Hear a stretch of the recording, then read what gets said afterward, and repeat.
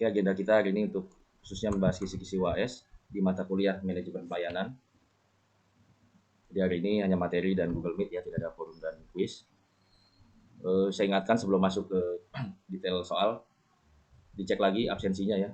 Barangkali masih ada yang perlu tambahan tugas ya, atau sudah melebihi ketentuan yang ditetapkan lebih dari 4. Ya, beberapa sudah ada yang japri minta tugas tambahan, absennya sudah saya tambahkan. Saya masih kasih kesempatan 1 minggu terakhir ini. Barangkali masih ada yang melewati batas yang minimal untuk absensi sehingga nantinya tidak bisa ikut UAS atau otomatis maka silakan segera cek siaknya dan juga japri apabila membutuhkan tugas tambahan. Oke, kemudian untuk UAS kita nanti teknisnya tadi ya, cek jadwalnya masing-masing di SIA, kemudian kita ujiannya online via web pos, nanti juga diperlukan Google Meet ya untuk dokumentasi, kemudian on cam dan sesuai waktu yang rentang waktu yang diberikan ya, uploadnya juga sesuai waktu yang diberikan. Kemudian untuk soal ya, untuk soal UAS akan dibagi menjadi 2 bagian soal. Yang pertama 10 soal, ini modelnya adalah true false, bobotnya 20%. Bobotnya 20%. Nah, ini soal true false ini teman-teman bisa cek atau review lagi. Jadi saya ambil soalnya dari random mulai dari materi pertama sampai dengan materi ke-15 ya. Overall nilainya sudah bagus karena memang saya berikan kesempatan 2 kali ya, dan juga diambil nilai tertinggi. Walaupun masih ada beberapa juga yang di bawah 80 untuk nilai kuisnya gitu ya. Makanya silakan direview kembali mana kira-kira jawaban yang masih salah gitu ya, kan bisa di-download atau direview lagi sehingga saat UAS ya bisa mengerjakan dengan maksimal. Kemudian sifat ujian kita terbuka, open book, open journal ya, silakan ya. Itu soal bagian pertama. Bagian kedua ada 4 soal, ini modelnya esai atau uraian, bobotnya 80%. Overall di bagian kedua saya akan mengambil atau mempertajam lagi bahasan-bahasan kita yang teman-teman sudah kerjakan di forum ya. Jadi soalnya mirip-mirip forum, hanya saya kembangkan sedikit ya dari soal forum. Jadi pada prinsipnya UAS kita adalah apa-apa yang sudah kita bahas selama perkuliahan. Nah, cuman yang ingin saya tekankan ya, untuk bagian pertama tadi silakan review lagi untuk barangkali ada beberapa part atau beberapa soal yang masih salah gitu ya, sehingga nanti pada saat pengerjaan bisa maksimal. Kemudian di bagian kedua reminder saya adalah karena soalnya cenderung gampang atau bisa dibilang sudah kita bahas kan, sudah kita ulas. Yang saya ingatkan adalah banyak saya cek yang masih menggunakan ChatGPT ataupun web artificial intelligence ya. Nah, saya bisa cek itu gitu ya. Nah, titik beratnya atau poin yang bagus gitu ya, nilai yang bagus adalah saya lihat pertama dari originalitasnya jawabannya. Jadi mungkin teman-teman baca modul, mungkin teman-teman baca jurnal gitu ya, termasuk mungkin minta pencerahan dari web artificial intelligence misalkan gitu ya. Nah, itu silakan, tapi yang dituangkan dalam UAS ini di lembar jawaban adalah disampaikan dengan bahasa sendiri ya, yang original, yang mungkin lebih sederhana gitu ya, lebih bisa jadi juga lebih terbata-bata gitu ya. Nah, tapi ini yang akan membuat bobot nilai UAS teman-teman lebih besar karena integritas itu yang nomor 1 gitu ya, kejujuran tadi ya. Kalau pakai ChatGPT atau web artificial intelligence lainnya itu kayaknya nggak sampai 5 menit selesai UAS-nya gitu ya. Tapi kita kan nggak mau kayak gitu ya. Yang lebih penting daripada kontennya itu sendiri adalah originalitas, bagaimana teman-teman bisa memahami materi ini, bagaimana ada perbedaan ya yang kita harapkan sebelum perkuliahan dengan setelah adanya perkuliahan gitu ya. Nah, itulah yang diharapkan salah satu outcome-nya di mata kuliah ini ya. Nah, untuk mengecek saya nanti akan pakai aplikasi Turnitin ya, Turnitin untuk mengecek plagiarism gitu, karena saya managing editor ya di jurnal Mix, jurnal ilmiah di salah satu jurnal di UMB gitu ya, yang terakreditasi Sinta 2, yang tergolong high grade ya, yang grade-nya paling tinggi kalau di UMB gitu ya. Jadi kalau dalam konteks akademisi ini ya, dosen-dosen mau ngurus kepangkatan ke lektor kepala ataupun ke profesor, nah mereka salah satu outputnya harus publish di jurnal yang bergengsi ini gitu ya. Nah, karena saya salah satu managing editornya, artinya saya bisa cek. Jadi ketahuan paragraf pertama teman-teman ambilnya dari web apa, kedua dari jurnal apa, ketiga dari buku apa, ya, keempat dari ChatGPT gitu. Itu semua ketahuan ya. Artinya kita bisa lebih santai justru dengan jawaban sendiri gitu ya, dengan bahasa sendiri. Ya, itu lebih besar bobotnya. Batas plagiarismenya 30% yang ditentukan ya. Jadi di atas itu, nah siap-siap nilainya akan jatuh atau bahkan tidak lulus. Jadi upayakan benar-benar dengan bahasa sendiri pengerjaannya ya. Terutama untuk yang soal yang bagian kedua. Oke, sampai sini dulu. Ada yang ingin tanyakan?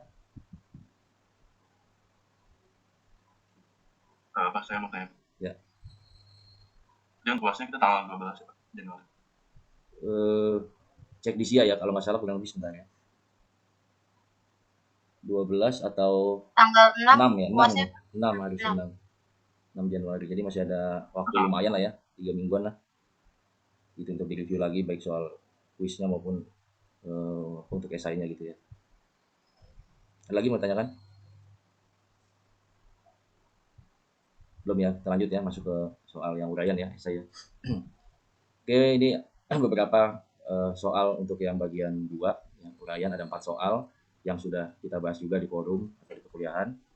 Untuk soal pertama lebih memudahkan, kita fokus untuk mereview di chapter ke-6 dan 9 atau bab 6 dan 9 kita review lagi, kita reminder lagi ya. Pertanyaannya seputar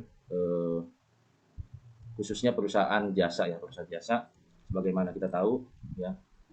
Manajemen prinsipnya kan POAC ya, mulai dari planning, organizing, actuating sampai dengan controlling ya. Jadi dimulai dari perencanaan. Perusahaan jasa ya umumnya terdiri ya, atau bauran pemasarannya itu dalam perusahaan jasa umumnya ada 7P ya, mungkin kita udah nyangkut banget sebagai akademisi di jurusan manajemen ya. Sebagaimana kalau yang 4P itu adalah umumnya untuk perusahaan perdagangan atau yang non jasa yang sifatnya barang. Ya, perusahaan jasa lebih spesifik menggunakan prinsipnya 7P, mulai dari memperhatikan produk, ya, kemudian tempatnya, harganya, promosinya. Ada 3 lagi yang spesifik, yaitu people-nya, orang-orangnya, ya, frontlinernya, ya, baristanya kah, chef-nya kah, nah itu juga cukup menentukan di perusahaan jasa. Kemudian physical evidence-nya, ya, vibes-nya, tempatnya, kenyamanannya, ruangannya dan sebagainya itu juga salah satu critical point dalam perusahaan jasa. Begitu juga prosesnya, ya, SLA-nya, layanannya dari frontline tadi, ya, bisnis prosesnya dan lain sebagainya. Itu adalah yang diperhatikan untuk perusahaan jasa. Dalam hal perencanaan kita harus membuat 7P ini gitu ya. Kemudian kita organize, kita siapkan sumber dayanya, kita alokasikan, kita rumuskan, kita buat struktur organisasinya, ya, tanggung jawabnya, role-nya, job desk-nya, job spec-nya seperti apa gitu ya.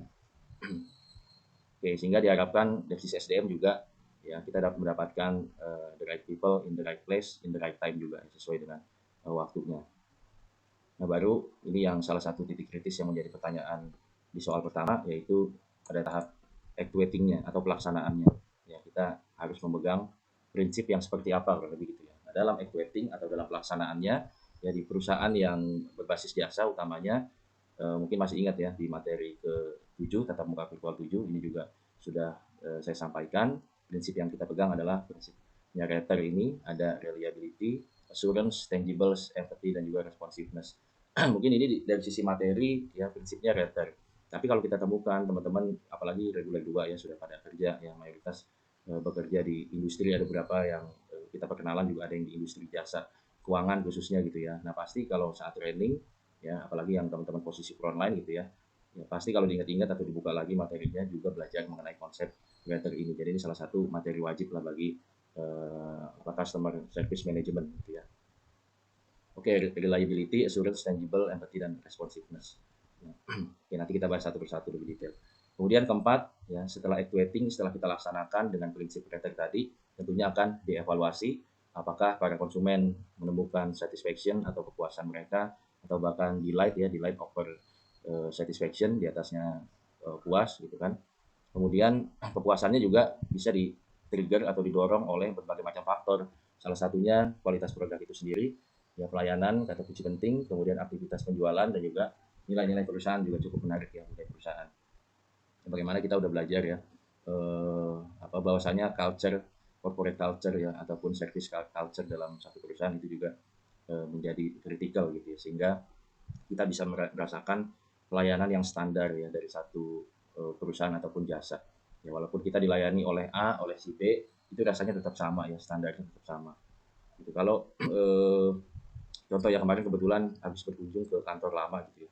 Kantor lama, nah itu juga kita merasakan gitu ya di tempat institusi yang sekarang dibanding institusi yang lama, masing-masing punya culture yang unik, yang khas gitu ya. Jadi kalau kita ke tempat lama jadi ingat lagi nih pelayanan budaya-budaya yang dulu, values yang dulu yang ditanamkan perusahaan ya dibandingkan dengan perusahaan kita sekarang.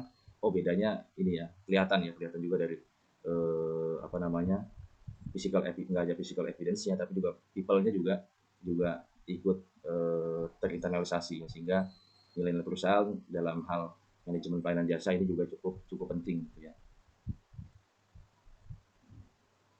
Oke, tentunya dengan mempertahankan ya pelanggan itu jadi salah satu kunci bisnis. Ya kalau konsumen puas, harapannya bisa dilihat, bisa balik lagi, dan bahkan bisa mengadvokasi penjualan gitu ya. Yang dinilai ada aspek kuantitatif dan kualitatif dalam kinerja pelayanan. Nah, dalam tadi kalau equating-nya return, yang ujungnya outcome-nya ya adalah aspek kuantitatif, proses kerja dan kondisi pekerjaan, waktu atau SLA-nya yang dipergunakan untuk menyelesaikan pekerjaan, kemudian jumlah kesalahannya secara kuantitatif, dan juga jumlah dan jenis pemberian layanan. Kemudian ada juga aspek kualitatif secara umum, ketepatan kerja dan kualitas pekerjaan itu sendiri yang dapat diselesaikan ya dengan baik atau dengan cukup ngepas SLA-nya ya, atau bisa lebih cepat gitu ya. Kemudian tingkat kemampuan dalam bekerja, advancement-nya gitu ya. Kemudian kemampuan menganalisis informasi, kemampuan menggunakan mesin dan peralatan, dan juga kemampuan mengevaluasi keluhan atau keberatan konsumen ya. Ini aspek kualitatif juga erat kaitannya dengan masalah pengalaman ataupun jam terbang dari seorang pelayan gitu ya, pemberi layanan. MIG atau the most important goal dari seorang pelayan apa saja? Diantaranya pelayanan yang kondusif, kemudian kedisiplinan, tanggung jawab, kecepatan dan ketepatan waktu, keramahan dan kesopanan, hubungan yang baik dengan pelanggan, kecepatan dan juga penampilan. Oke, kita sekarang era-eranya bisnis tuh pengennya sustain gitu ya, pengennya berkelanjutan. Ya pengennya untung, tapi nggak pengen untung tahun ini itu marginnya tebal banget, tapi tahun depan ya kita kolaps ya, tahun depan kita marginnya turun drastis atau volatility-nya tinggi gitu ya, naik turun nggak terukur ya. Kita pengen bisnis yang sustain. Ya mungkin tumbuh sedikit-sedikit tapi bisa berkelanjutan 10 tahun, 20 tahun ke depan itu masih bisa sustain. Sekarang eranya gitu ya. Nah, salah satu hal yang mendukung perusahaan menuju ke sana adalah uh, tujuan dari servis yang ini harus juga tercapai ya, agar perusahaan bisa mendapatkan revenue yang sustain sehingga kinerja perusahaannya juga bisa sustain. Ya, tentu diawali dengan persepsi yang baik ya, persepsi yang baik kepada perusahaan ataupun kepada jasa yang diberikan.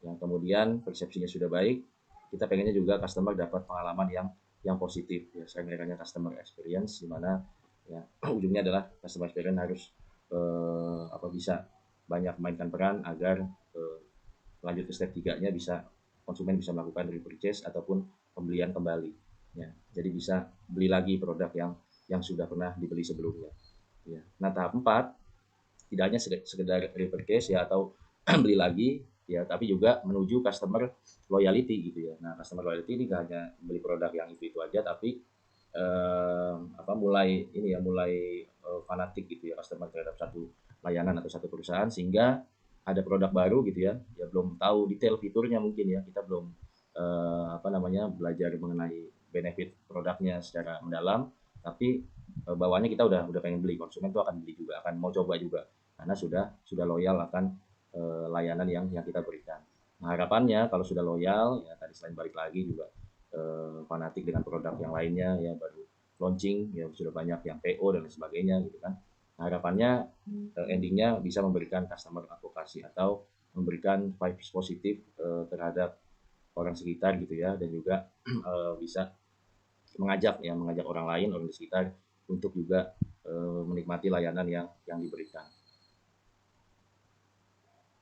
Nah, kita balik ke konsep atau prinsip return tadi, di mana idealnya satu perusahaan, satu bisnis ya, baik itu yang perusahaan manufaktur atau perusahaan jasa gitu ya, itu umumnya akan memiliki sumber daya yang menjadi modal dasar gitu ya bagi perusahaan ataupun layanan yang akan diberikan konsumen. Dia punya SDM yang baik ya, dia punya infrastruktur IT yang memadai ya, dia punya prosedur yang mendukung ya, kemudian ada aktivitas risk and controlnya ya, dari sisi risiko juga akan diukur dan akan dipantau terus gitu ya. Kemudian dari sisi manajemennya, mungkin dia perusahaan punya manajemen yang berpengalaman di industri tersebut, yang bisa memimpin industri tersebut gitu kan. Kemudian sumber daya tadi ya, yang bawah sumber daya tadi ya, kemudian didukung dengan ya, service culture yang harus ditanya di marketing ya, harus engage juga dengan HR ya sekarang ya, karena ini akan menjadi satu perpaduan yang tentunya walaupun HR ya nggak hanya sekedar beban di era saat ini gitu ya. Kalau dulu mungkin eranya SDM itu dianggap hanya sebagai beban gitu kan. Eranya sekarang tapi dia engage sekali dengan bisnis. Makanya kalau di perusahaan yang middle up gitu ya, menengah besar, itu sudah ada HRBP-nya gitu ya, HR business partner, karena dianggap SDM sekarang juga sebagai tools ataupun alat pemasaran ya. Nah, salah satunya perwujudannya manifestasinya adalah dengan service culture ini, bagaimana tidak hanya sekedar membentuk corporate culture, tapi juga dengan tim pemasaran membentuk yang namanya service culture ya, sehingga bisa terbentuk kultur ataupun budaya pelayanan yang unik, yang khas gitu ya, yang membedakan antara satu perusahaan di industri yang sama dengan perusahaan yang lain. Kemudian setelah ya budaya pelayanannya ada, kita masukkan konsep Prater ini yang menjadi soal UAS. Ya. Diminta untuk memberikan contoh implementasi ataupun program ataupun pelaksanaannya ya dari unsur-unsur Prater tadi, baik di perusahaan private maupun perusahaan publik. Jadi apa itu prinsip Prater? Kita review lagi. Bahwasanya prinsip pertama itu ada reliability, di mana titik beratnya ya, pada R yang pertama adalah bagaimana kita sebagai customer service kah, sebagai frontline kah gitu ya, yang ada di lini terdepan berusaha mendeliver SLA yang terukur, yang baik ya. Artinya kita dapat diandalkan gitu ya, diandalkan dalam arti kita bisa menyelesaikan keluhan konsumen, masalah konsumen itu sesuai dengan waktu yang standar gitu ya. Kalau servis HP mungkin standarnya 3 hari gitu ya, kita bisa mendeliver itu ya, bisa menuntaskan sesuai dengan SLA-nya atau bahkan bisa lebih cepat. Oke, kemudian assurance, ini ada convincingly communicate knowledge, building trust, helpful advice, dan juga solution. Artinya kita sebagai garda terdepan atau kita sebagai perusahaan di perusahaan jasa gitu ya, karyawan perusahaan jasa harus memiliki knowledge ya yang mumpuni, sehingga kita bisa memberikan pelayanan yang maksimal karena dasarnya kita punya product knowledge ya, ataupun service knowledge yang baik, sehingga konsumen nggak salah diarahkan gitu ya. Kalau ada ATM customer yang ATM-nya hilang gitu ya, nah kita udah tahu harus ngapain gitu ya, karena product knowledge kita, service knowledge kita itu baik ya, assurance tadi gitu, sehingga bisa mendukung ya, kita bisa memberikan pelayanan yang maksimal. Kemudian prinsip ketiga tangible ya, ini kaitan dengan tampilan ya. Tampilan tentunya harus tampilan yang bagus, yang baik ya, bersih dan juga comfortable, membuat nyaman, mungkin dari sisi lingkungan fisiknya ya, bersih, suasananya nyaman ya, mungkin nggak panas ya, nggak, tempat antrinya diatur sedemikian rupa, layoutnya, tata letaknya diatur juga sedemikian rupa, padu warnanya barangkali ya harus padu padannya sesuai dengan value perusahaan misalnya, itu juga perlu diperhatikan ya. Kemudian empati ya, individual attention, harus friendly juga ya, nggak hanya di swasta ya, di pelayanan publik juga nanti ini diminta contohnya masing-masing. Mana kita tahu sekarang banyak model layanan yang sudah memberikan individual attention. Jadi misalkan kalau di private ya, di sektor swasta itu kan, kalau kita misal nasabah prioritas ya, nasabah prioritas ataupun nasabah secara umum deh, nasabah secara umum itu juga kita kan dipanggil nama ya, dipanggil nama dengan bapak ini, mereka konsisten sebagai frontline gitu ya. Nah, itulah yang disebut dengan individual attention ya. Mungkin mereka juga mempelajari kita kerja di mana ya, atau kita tinggal di mana. Dari situ mungkin mereka bisa melakukan probing ataupun menggali lebih detail ya, sehingga kita barangkali dari hobi kita kan, dari tempat tinggal kita, sehingga ada individual attention di situ ya. Dan juga friendly ya. Begitu juga di institusi publik juga sekarang individual attention sudah mulai cukup terasa ya. Jadi nggak kalah dengan sektor private lah gitu ya. Pengalaman saya ke BPN ya, waktu itu mau lepas hak tanggungan ya, karena ada KPR yang udah selesai gitu kan ya. Ternyata nggak expect juga, ternyata mereka ada individual attention di situ ya. Jadi karena tahu saya pekerja, jadi diarahkan ada 2 tahap waktu itu ya, sharing aja ya. Ada 2 tahap. Tahap pertama sudah selesai, harus nunggu berapa hari. Nah, disarankan hari kedua harus datang lagi, tapi diarahkan pagi ya, karena dapat ada beberapa macam layanan lah ya. Intinya agar dapat 10 nomor antrian pertama gitu, sehingga ada layanan one day service gitu ya. Jadi sehari selesai. Jadi karena tahu saya pekerja, jadi Bapak cutinya atau ininya bisa ditinggal dulu gitu Pak. Gitu. Nah, mereka itu coba memahami atau mencoba memberikan individual attention. Kalau mungkin di era-era sebelumnya kadang pelayanan publik ya nggak mau tahu kita siapa ya, mau pekerja ya, mau usaha, mau aktivitas apapun lah gitu ya, ya udah nggak ada informasi yang clear, ataupun dalam hal ini nggak ada individual attention yang diwujudkan ya dalam memberikan pelayanan. Oke, selain itu juga responsiveness ya, harus kita niatnya membantu gitu ya, sehingga ada rasa responsif ya dalam memberikan pelayanan, dan juga harus antusias ya dalam memberikan pelayanan, sehingga dilayani juga merasa tenang ya, karena yakin masalahnya akan selesai ataupun kebutuhannya akan terpenuhi ya kalau kita menanamkan willingness to help dan juga antusias. Nah, Gator ini tentunya nanti secara company wide atau secara perusahaan secara umum dia akan membentuk service strategi sendiri ya sendiri. Nah, sehingga nanti harapannya Gator ini sudah dibungkus menjadi service strategi yang akan membuat konsumen tidak hanya satisfaction ya.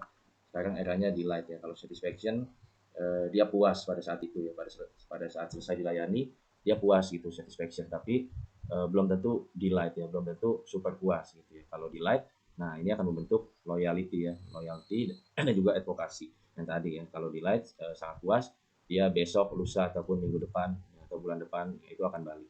Jadi konsumen yang loyal dan akan melakukan advokasi, akan juga ngajak. Nah itulah another level ya, tingkatan yang paling tinggi daripada customer engagement.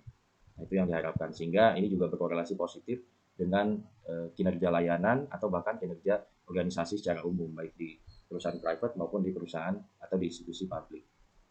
Oke, itu soal nomor pertama ya. Soal nomor 2 ada di chapter atau di bab ke-10.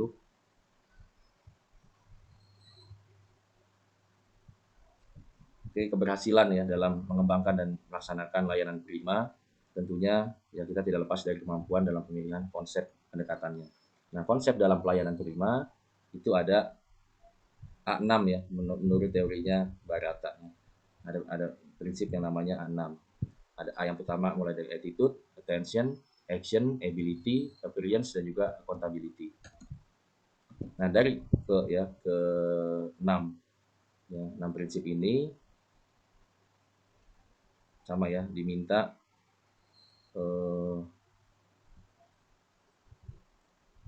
contohnya, tapi yang justru sebaliknya ya, yang tidak sesuai dengan A6 ini ya, pengalaman kita kah ya, atau kita mungkin sebagai frontline pernah melakukan kesalahan ya, kita bisa sharing di situ ya, di A yang mana, bagian A yang mana yang tidak sesuai, justru kebalikan dari yang soal pertama yang tidak sesuai dengan attitude apa ya, apakah kita waktu itu pernah kurang sopan ataupun bahasanya tidak pas untuk disampaikan kepada konsumen atau seperti apa. Nah, itu yang diminta. Kemudian dari praktek yang tidak sesuai tersebut diminta saran perbaikan ke depan seperti apa. Nah, ini kayak pertanyaan debat capres gitu ya, diminta saran perbaikan juga ke depan kayak gimana gitu. Nah, yang saya tekankan banyak baik di pertanyaan forum ataupun di soal WS itu sendiri ya, saya banyak minta contoh implementasi, saya banyak minta sharing pengalaman gitu ya, di tempat kerja kah, atau kita sebagai konsumen kah, atau kita sebagai frontline-nya kah gitu kan. Nah, salah satu tujuannya adalah yang ingin dicapai karena saya yakin kalau teman-teman udah bisa berikan contohnya atau bahkan saran perbaikannya, ya artinya kuliah kita tidak hanya sekedar definisi ataupun hanya sekedar catat mencatat kosong gitu ya.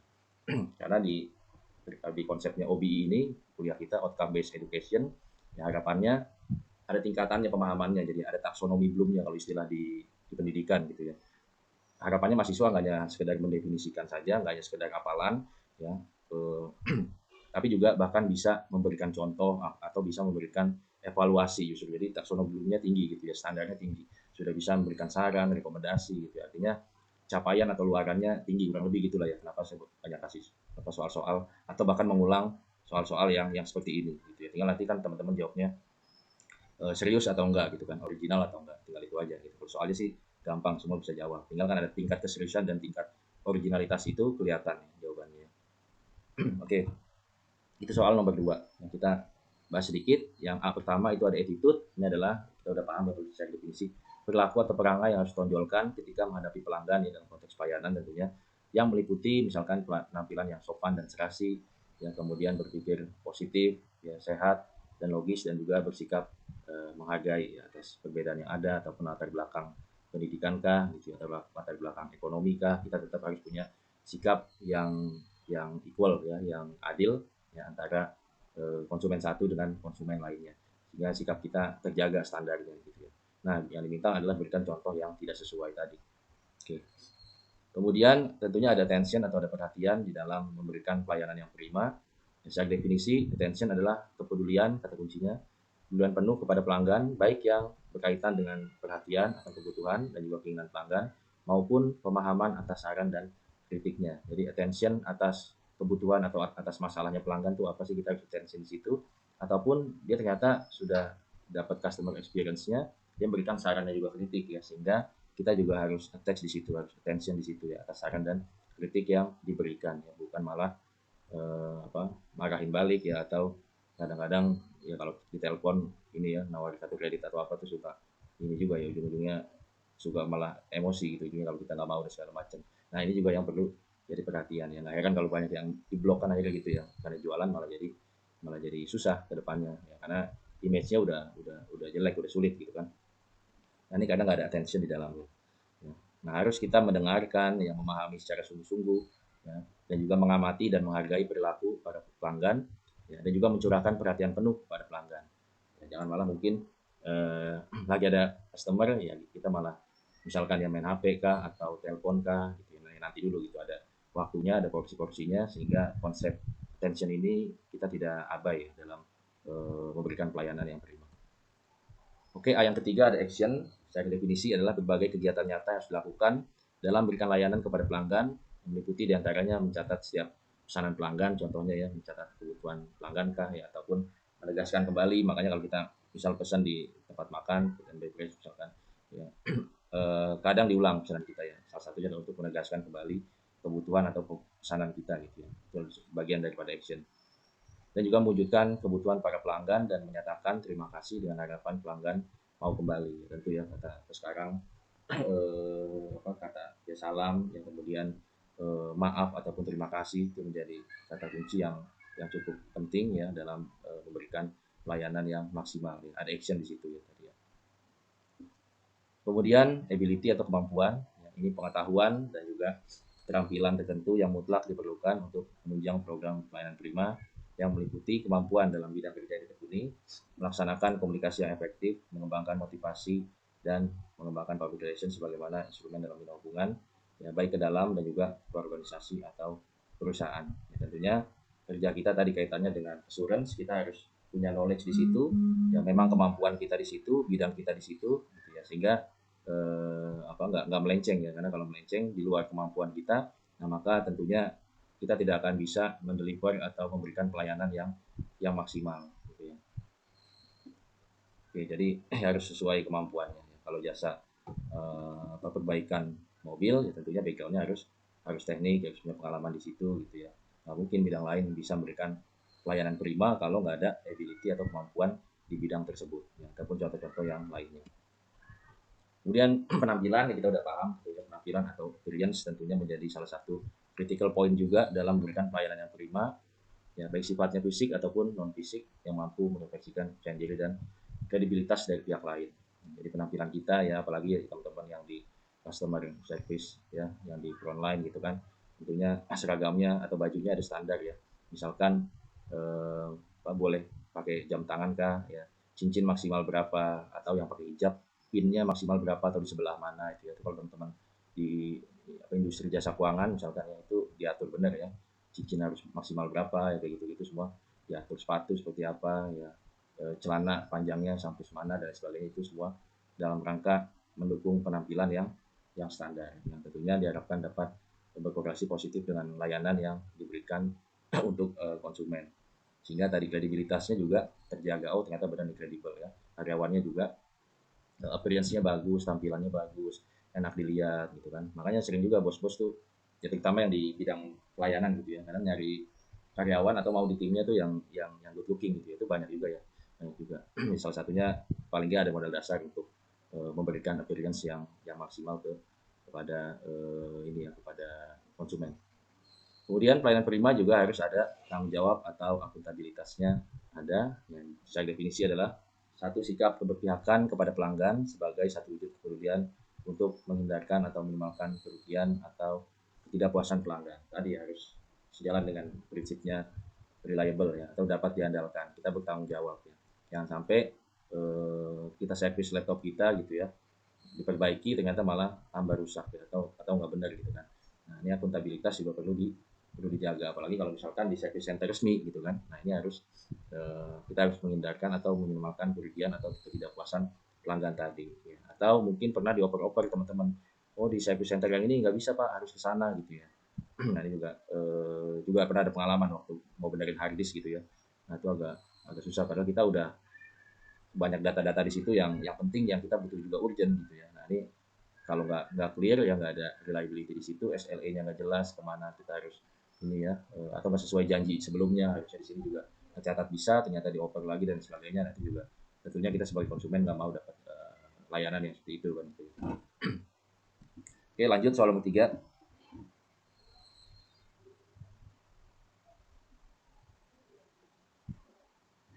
Oke, diminta penjelasan dan masing-masing contoh inovasi dalam pelayanan ya, masalah inovasi dalam pelayanan.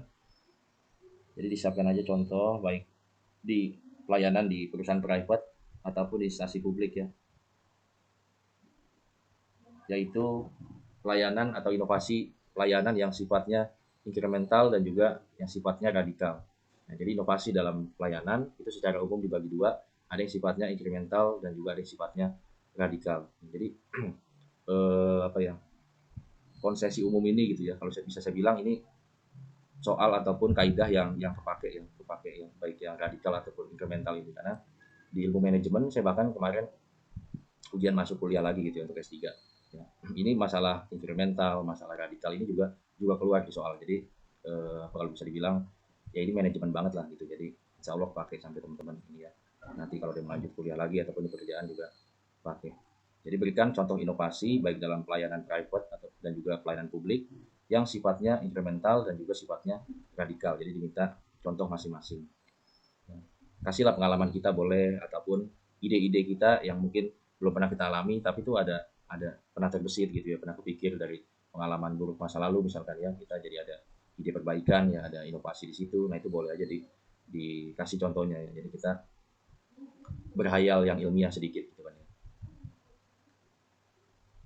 Nah kita harus tahu dulu ya yang inovasi yang sifatnya incremental ataupun bertahap pelan-pelan dan juga yang sifatnya radikal atau yang sifatnya drastis gitu ya. Banyak fenomena di sekitar kita ya, HP walaupun Nokia nggak tahu kayaknya ada sempat balik lagi tapi kayaknya udah berat ya sekarang mau masuk ke atau penetrasi ke pasar lagi ya. Tapi yang jelas ya HP-HP jadul ataupun HP BlackBerry gitu udah sangat lama lah ditinggalkan, kita udah kepakainya Android ya atau iPhone ya dan sebagainya gitu ya, yang tentunya lebih personalized, yang kekinian, yang lebih simple dan juga value for money ya kan. Nah, dibilang bahwa hari ini adalah ya service is about customer experience. Jadi bukan lagi hanya sekedar apa produknya saja atau brandnya saja, tapi bagaimana brand tadi bisa menawarkan customer experience yang baik kepada masyarakat kan gitu ya. Nah ini perubahan ya signifikan dari HP jadul ke HP yang sekarang kita gunakan ini itu adalah contoh inovasi layanan yang radikal gitu ya, yang radikal. Atau contoh ya ini kalau kita lihat sekarang HP secara umum ya dia selain fungsinya sebagai telepon, ya kalau mungkin yang zaman dulu cuma telepon SMS kan gitu ya, apalagi pager ya, mungkin teman-teman ngalamin nggak pager, mungkin orang tua kita lah ya. Ya fungsinya HP nggak hanya sebagai telepon tapi juga kamus ada di situ, kalender di situ, jam di situ, alarm kalau kita mau ke bandara ya setelnya pakai udah bukan alarm lagi tapi di HP juga, map juga kita di mobil nyari jalan pakainya Google Map atau Waze dan lain sebagainya gitu kan, kalkulator juga di situ, nyatet juga apa di situ ya, bahkan center ya, juga di situ, radio ataupun payment yang kita QRIS ataupun transaksi lainnya di mobile banking itu semua sekarang bisa. Ini yang disebut dengan transformasi ataupun inovasi dalam layanan yang sifatnya radikal. Ya, kalau yang incremental atau yang pelan-pelan, ya, yang pelan-pelan itu seperti apa ya? Ciri khasnya yang incremental atau yang bertahap itu contohnya misalkan inovasinya ini ya, ada Gojek ya, Gojek yang dulu ojek pangkalan jadi Gojek gitu kan. Nah, dia hanya nambah fitur atau hanya nambah satu menu gitu ya. Mungkin sebelumnya hanya GoRide ya sama GoCar misalkan ya, sama GoFood. Nah, sekarang udah ada GoMart ya, ada GoSend, GoBox dan lain sebagainya gitu ya. Nah, ini tambahan-tambahan ini disebut dengan inovasi yang incremental ya. Dia bermaksud untuk memaksimalkan pelayanan tapi caranya bertahap. Salah satunya dengan menambah fitur atau menambah menu ya, dalam super app ini gitu kan. Atau kalau yang radikal kita mau pakai konteks Gojek gimana nih biar bisa lebih clear bedanya, bisa lebih jelas ya. Contohnya misalkan dari yang sebelumnya ojek pangkalan gitu ya, berubah menjadi kita ordernya pakai super app. Nah itu yang disebut dengan inovasi radikal dalam pelayanan ya. Jadi pangkalan ojek itu juga pelayanan juga ya kan, kumpulan tempat tukang ojek di situ kan. Itu adalah salah satu bentuk pelayanan konvensional gitu kan. Nah, yang kekiniannya, yang perubahan radikalnya adalah dengan aplikasi tadi. Itu disebut dengan perubahan yang radikal. Kalau yang incremental hanya menambah produk ataupun hanya menambah fitur ya, nambah menu. Ya. Kalau kita di HP, bagi yang HP, hanya nambah satu aplikasi, ya, dua aplikasi, itu disebut dengan yang perubahan yang incremental. Tapi kalau dari Nokia ke Android atau ke iPhone, ini disebut dengan perubahan atau inovasi yang radikal. Oke, saya rasa cukup cukup jelas ya. Tinggal nanti kita kaitkan dengan konteks yang ada baik di perusahaan private maupun di institusi publik ya. Boleh sharing pengalaman ataupun kasih ide-ide kita ya yang teman-teman sekiranya bisa pikirkan gitu ya. Saya ada juga mahasiswa kayaknya sekarang belum lama lulus ya. Jadi di luar perkuliahan kita juga sering ngobrol, sering ketemu di luar. Salah satunya bahas bisnis ya. Nah, dia punya salah satu startup yang yang jalan ya. Jadi ada beberapa perusahaan, ya perusahaan yang pertama itu ada di waktu sebelum pandemi, jadi kita udah kenal cukup lama ya. Sebelum pandemi bisnisnya anak-anak ini adalah travel halal gitu ya, travel halal. Yang berjalannya waktu ya dilala pandemi, bisnisnya ya sempat ini ya berhenti lah yang di travel halal itu ya. Kemudian mereka inovasi, coba pivot ya, coba belok ke bisnis lain. Nah, mereka diriin satu perusahaan lagi di virtual wedding ya. Mungkin teman-teman juga ada yang kenal kali ya, kalau angkatan-angkatan yang lama mungkin ada kenal juga ya, virtual wedding itu ya. Nah, ini juga ya artinya dilakukan ya untuk memberikan pelayanan tadi ya, lebih bisa maksimal. Selain prinsip utamanya adalah untuk survival bisnisnya ya, mode biar bisa survive ya, survival mode-nya gitu kan. Nah, tapi juga kaitannya dengan memberikan pelayanan kepada konsumen ya. Artinya ini juga salah satu ide gitu ya. Tadinya di pandemi bisnis travel halal jalan, sudah sempat minta kenalin dengan beberapa institusi keuangan syariah, asuransi syariah, kemudian KBIH, Kemenak gitu-gitulah ya, yang relate dengan industrinya ya. Ketika ada satu hal ya, terbesitlah ide-ide yang lain ya dalam hal ya sama memberikan prinsipnya di core-nya di bidang pelayanan juga gitu kan, di bidang jasa, yang dia belok ke acara-acara virtual karena waktu itu pandemi. Nah, itu kan salah satu contoh atau berasal dari ide. Nah, kalau teman-teman punya ide yang sejenis gitu kan, ini bisa dituangkan untuk soal UAS ya. Sama, ini perubahan radikal juga ya, dari koran jadi portal-portal berita online gitu kan, dari pasar tradisional jadi platform-platform ya kan, dari DVD player jadi ya FX1 bertransformasi lagi jadi TV langganan ya, dan seterusnya. Oke, lanjut soal terakhir.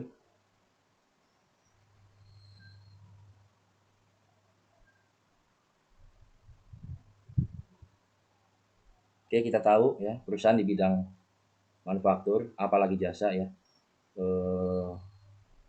itu sangat penting ya, manajemen pelayanan ada di dalamnya ya. Karena pada dasarnya baik bisnis yang di bidang manufaktur ataupun di bidang jasa, kita sama ya model ya. Kalau kita lihat income statement atau laba rugi di laporan keuangan, tentunya bottom line-nya adalah profit kan gitu ya, profit. Walaupun kalau lebih detail lagi arus cash flow itu juga penting gitu kan. Tapi dalam konteks yang sederhana, kita nggak detail-detail di keuangan ya, tapi ya salah satu bottom line yang diperhatikan adalah masalah profit. Nah, tentunya profit yang maksimal ya, ini dipercaya datang salah satunya dari pelanggan yang puas ya akan produk dan jasa yang kita berikan. Pertanyaan WS-nya adalah bagaimana membentuk budaya pelayanan yang baik dan berkelanjutan ya. Aspek apa saja yang harus diperhatikan ya, teman-teman diminta pendapatnya dan juga analisisnya ya. Menyambung dengan konsep atau prinsip yang related tadi ya, tentunya delighted customer ya, customer yang sangat puas, tentunya dia akan balik ya, entah dengan produk yang sama atau bahkan produk yang lain. Dia sudah mulai fanatik menjadi konsumen loyal dari satu produk atau jasa atau perusahaan, yang tentunya kalau sudah ada customer yang loyal, apalagi customer yang mengadvokasi sampai level mengadvokasi, mengajak ya teman-teman orang sekitarnya untuk ikut beli gitu ya, maka dari sisi finansial perusahaan tentunya juga akan berkorelasi positif dengan revenue ya ataupun penjualan perusahaan, bisa meningkatkan revenue. Kaidahnya adalah ketika ya revenue-nya meningkat, tentunya profitnya harapannya juga akan lebih tebal ya, akan bisa positif, akan juga dapat profit yang tinggi ya.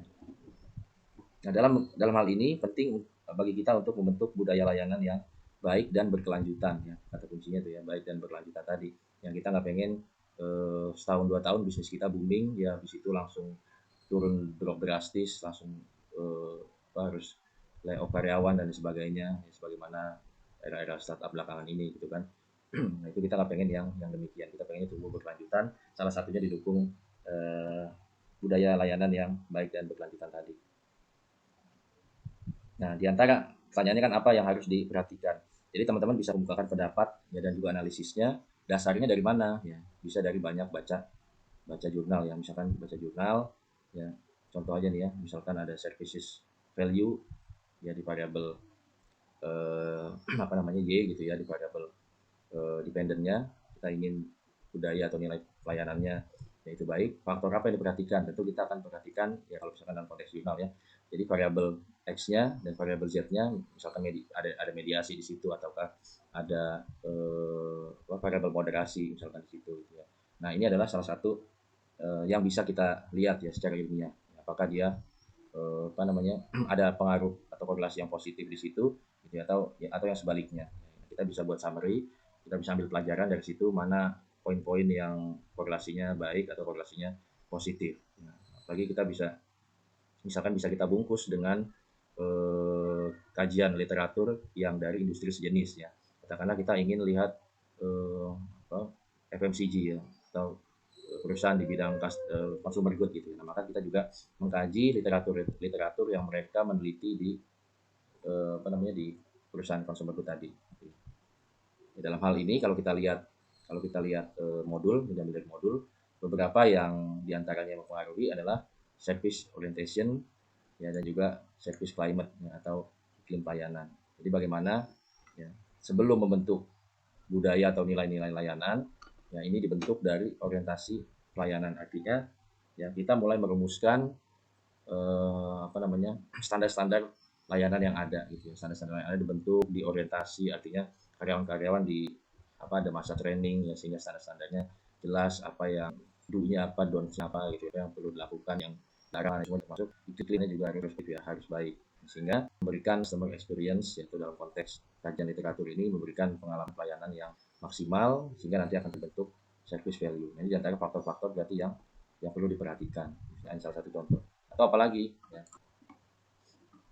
orientasi pelayanan standar seperti apa ya, lebih teknis lagi ya, harus juga diberikan pelatihan dalam hal pelayanan, customer service ya, kalau di perbankan mungkin tellernya, bahkan security-nya ya, standar penampilannya atau salamnya ya, atau teknis membantu customer-nya seperti apa. Nah, itu juga perlu dilakukan pelatihan ya, dengan role play ya, dengan in-class training dan lain sebagainya. Itu salah satu aspek penting yang lain ya.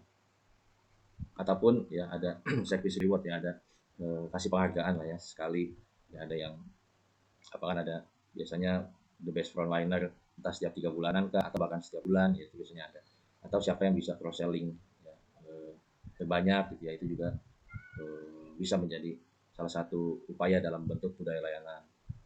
Kemudian ada service co-creation atau kreasi bersama pelayanan, di mana dalam hal ini ya, kreasi bersama namanya pelayanan, idealnya ya tidak hanya satu arah dari pemberi layanan kepada penerima layanan, tapi harus ada interaksi di dalamnya, sehingga itulah yang disebut dengan service co-creation. Jadi ada unsur keterlibatan ya, keterlibatan penerima layanan dalam pemberian layanan tersebut. Misalkan kalau kita konteksnya misalkan di perbankan gitu ya, kita mau buka rekening gitu ya, kalau ini masih ada misalkan yang non digital lah ya, yang gen X gitu kan, mau buka tabungan, itu biasanya dilibatkan salah satunya dengan ikut nulis ya file aplikasinya ya, atau mencoba tutorial ininya ya, mobile bankingnya yang nggak dipencetin gitu, tapi hanya diarahkan mereka pencet sendiri, ikut tutorial sendiri gitu. Itu bisa lebih engage ya. Nah, ini disebut dengan service co-creation. Itu juga salah satu hal penting untuk membentuk budaya layanan nantinya, sehingga nantinya akan terbiasa. Kemudian juga tentunya transformasi pelayanan tadi kaitan dengan inovasi, ya teknologinya, ya sistemnya diperbarui gitu ya, sehingga SLA-nya itu mungkin akan lebih cepat selesai, ya akan lebih handal, ya, atau meningkatkan ada toolkit yang meningkatkan pengetahuan si frontliner kah gitu ya, sehingga standar salamnya nggak lupa ya, standar penyelesaian masalahnya berapa lama itu juga nggak lupa dan sebagainya, itu juga penting untuk didukung ya. Sebagaimana tadi ya, customer yang satisfaction, yang puas, dia belum tentu loyal ya. Dampaknya jangka pendek aja kalau puas, ya udah selesai transaksi, ya udah dilayani, puas, ya udah belum tentu balik ya. Tapi kalau di light ya, over the satisfaction, dia sangat puas, sangat senang, maka ini adalah yang disebut dengan konsumen yang berdampak jangka panjang. Ada pengalaman istimewa, dia tentu kemungkinan besar akan balik lagi, yang harapannya bisa berkorelasi positif dengan kinerja perusahaan ataupun organisasi. Tadi dengan pentingnya mindset service ya, atau membentuk budaya layanan yang berkelanjutan tadi ya. Juga budaya layanan yang baik. Ya, yang sederhana mungkin teman-teman udah sering tahu ya. Service mindset ya bukan masalah komposisi kopinya ya. Itu satu hal ya, tapi yang lebih penting bagaimana service mindsetnya ya kan. Dengan hanya ditambah logo atau brand yang harganya 25.000 bisa menjadi 52.000 karena ada service mindset yang baik. Bagaimana ya menyediakan tempat yang proper ya, kemudian yang yang catchy, yang betah ya, bagi konsumen betah ya, bisa mengerjakan banyak hal, bisa nongkrong ngobrol cari inspirasi gitu. Itu bagian dari pelayanan gitu kan, dibandingkan dengan sekedar kopi biasa ya tanpa service mindset ya, harganya bisa lebih ya, dari 2 kali lipat gitu ya. Sehingga layanan tadi berkorelasi positif juga dengan kinerja perusahaan ya, dengan layanan hal yang penting sehingga kinerja perusahaan bisa terdongkrak ya, dampaknya lagi perusahaan bisa lebih sustain, yang lebih jangka panjang, bisa lebih awet ya, mungkin udah puluhan tahun, bahkan ada beberapa perusahaan yang usianya ratusan tahun gitu ya. Apalagi dengan gimmick-gimmick misalkan dalam konteks Starbucks ya, di luar boykotnya kita sampingkan dulu ya, tapi di luar ada tambah lagi gimmick-gimmicknya, ada CSR di dalamnya gitu ya, ada aktivitas-aktivitas sosial yang terkesan mereka tidak hanya memberikan pelayanan terhadap konsumen, tidak hanya customer centris, tapi dia juga people centris, tapi dia juga melayani orang-orang di sekitar ya, melayani masyarakat, melayani komunitas gitu kan, sehingga memberikan citra positif tersendiri di mata konsumen ya, yang tentunya yang membuat konsumen nggak ragu gitu ya untuk beli santai atau menikmati produk. Oke, mungkin itu pengantar dari saya 4 soal di bagian SI atau uraian. Silakan apabila ada yang ingin tanyakan di diskusi.